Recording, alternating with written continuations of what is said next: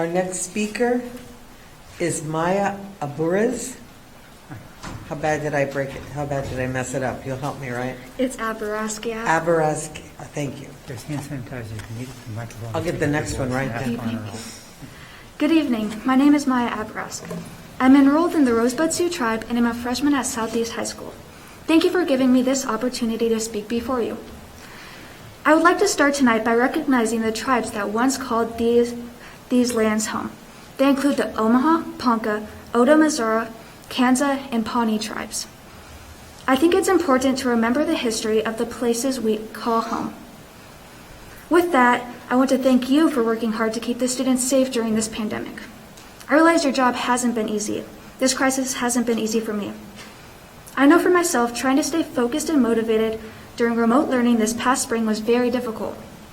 I usually do things at the last minute, and often waited until the night before an assignment was due to finish it. And I'm sure other students struggle with that same problem, which seems to be worse since I don't have other students and teachers in front of me pushing me to get my work done.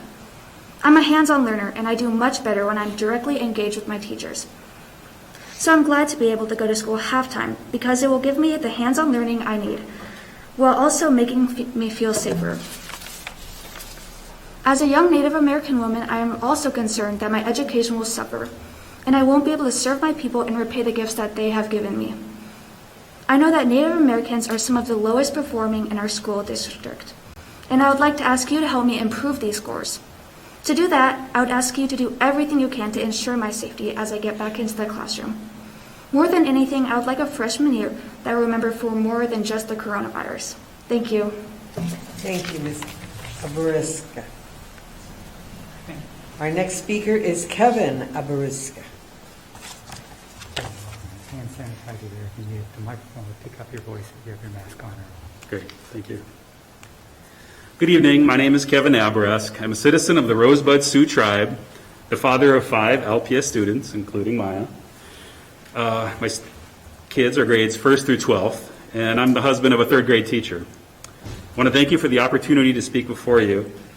I was going to do a land acknowledgement as well, but my daughter did it so well, so I'm not going to do the same thing.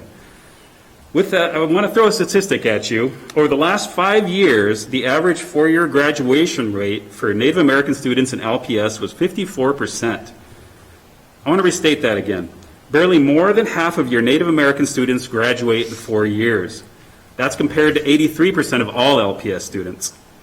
If forced to return to full classrooms, Native American students will again suffer from the same historic neglect they've always been forced to endure.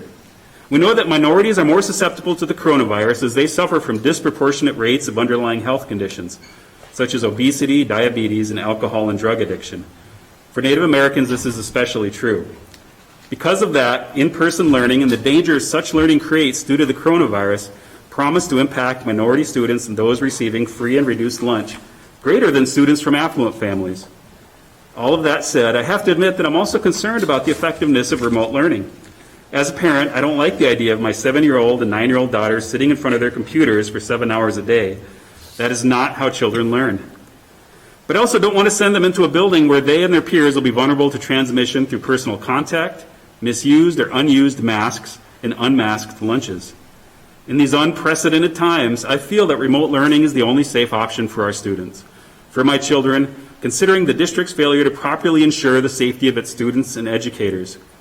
If you fail to do that, I would ask that you at least consider moving to half days for all schools and using in-person learning time to focus on basics like reading, writing, and arithmetic.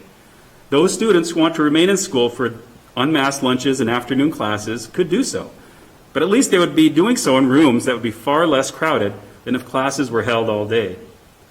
As leaders, I know you can come up with myriad reasons why these ideas won't work, but I would beg you to think outside the box. And if you can't, then you must move to remote asynchronous learning until you figure out a way to ensure this district doesn't lose a single teacher or a single student to this deadly virus. Listen to your teachers. They are your frontline workers, your first line of defense against this virus. They know what will work and what won't.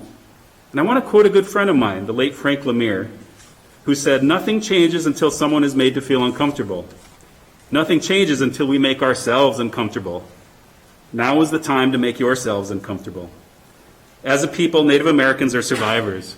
We've survived westward expansion, genocide, forced relocation, biological warfare in the form of smallpox blankets, and the incarceration of our children in boarding schools. As a Native father, I want my children to become leaders of my people. But in order to do that, I need your help to ensure they survive this virus while continuing to receive the wonderful education that Lincoln Public Schools has to offer. Wopi Latanka, thank you. Thank you.